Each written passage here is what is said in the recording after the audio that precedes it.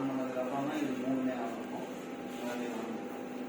இதை ஆன் பண்ணிட்டு யூவி இப்போ யூவி உங்களுக்கு வேணும் அப்படின்னா யூவி போட்டீங்கன்னா யூவியும் ஓப்பன் பண்ணீங்கன்னா ஆஃப் ஆகிடும். இதை போட்டு இருக்கும்போது இது ரெண்டுமே ஆன் ஆகும். இப்போ ஆன் பண்ணா கூட இந்த சவுண்டு தான் வரும். ஆனால் இதை ஆஃப் பண்ணிட்ட பிறகுதான் நீங்க ஒர்க் பண்ண போறீங்க அப்படின்னா இப்போ நீங்க ஆன் பண்ணணும். இது ஆன் பண்ணும்போது அதை ஆன் பண்ண முடியாது. ஆன் பண்ணாலும் ஆன் ஆகாது. ஃபர்ஸ்ட் எடுத்தோட நீங்க ஸ்டெரிலைஸ் பண்ணி தான் முதல்ல ஸ்டார்ட் பண்ணுவீங்க. இனிஷியலா ஸ்டார்ட் பண்ணுவீங்க. சோ அந்த பர்பஸ்க்காக ஃபர்ஸ்ட் எடுத்தோட அது உங்களுடைய இதை பொறுத்து நீங்க என்ன ஸ்டெரிலைஸ் பண்ண போறீங்க.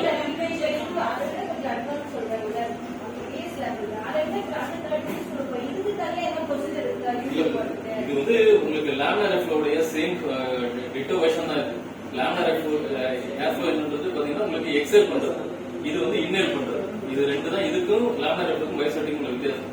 இப்போ வந்து கம்ப்ளீட்டா இந்த ஏர் இந்த ரூம்ல உள்ள எல்லா ஏர் என்ன இப்போ மாய்ஸ்சர் இருக்குது, மற்ற எல்லா என்னென்ன பிரசன்ஸ் ஆயிருந்து இருக்குதோ நீங்க ஒர்க் பண்றதுக்கு முன்னாடி இப்போ நீங்க அந்த இலுமினேஷனையும் இப்ப ப்ளோயரை நீங்க ஆன் பண்றீங்க.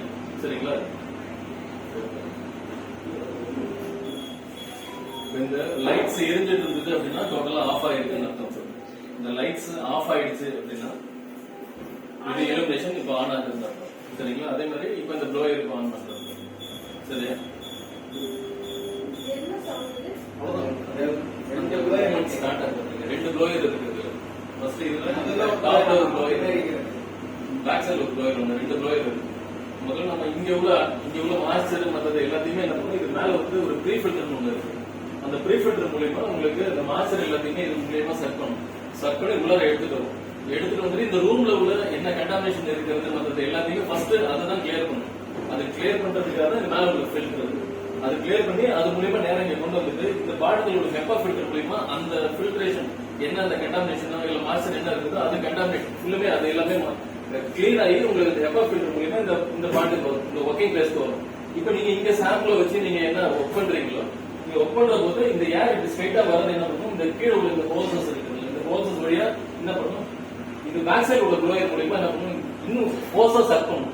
சக் பண்ற போது இங்க வர ஏர் வந்து இப்படி வந்துட்டு யூ மாதிரி இப்படி வெளியில திரும்பவும் இந்த பேக் சைடுல இதனுடைய இந்த பாட்டம் டாப் இருக்குல்ல அதோட பேக் சைடோட இன்னொரு ஃபில்டர் ஒன்று இருக்கு, ஹெப்பா ஃபில்டர்.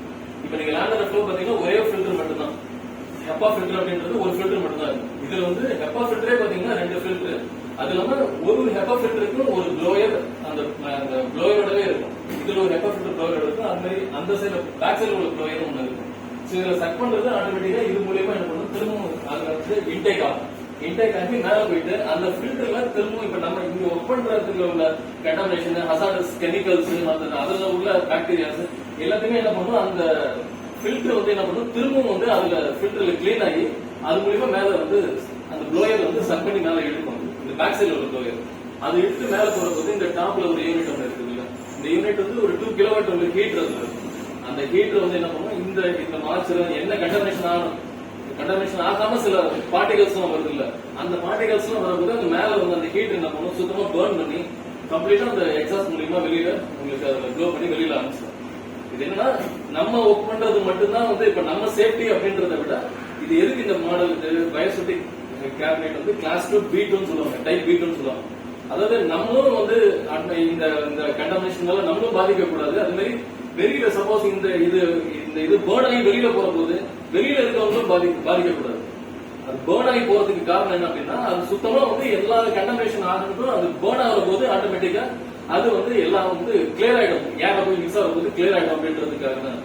இப்ப இந்த A1 A2 B1 B2 இதுல கிட்டத்தட்ட 4 மாடல் இருக்குது பயோசெப்டை பொறுத்தவரைக்கும். இந்த A1 பாத்தீங்கன்னா 30% வந்து இன்னேல் பண்ணும், 70% வந்து எக்ஸல் பண்ணும். அது மாதிரி 70-30 A2 சொல்லுவாங்க. அந்த மாதிரி ஒரு வெர்ஷனும் இருக்கு. ஆனா அதெல்லாம் வந்து பாத்தீங்கன்னா அந்த ஏர் வந்து பேர்ன் ஆனாலும் அந்த ஏர் வந்து வெளியில இருக்கும். வெளியில யாராவது சுவாசா கூட சில அவங்களுக்கு சில தேவையில்லாத அந்த கண்டாமினேஷன் ஆனது அவங்களுக்கு உடம்பு பாதிக்கிறதுக்கு வாய்ப்பு இருக்கு. அந்த B2 மாடல் எல்லா லேபுக்குமே எதுக்கு பிரிஸ்கிரைப் பண்றாங்க அப்படின்னா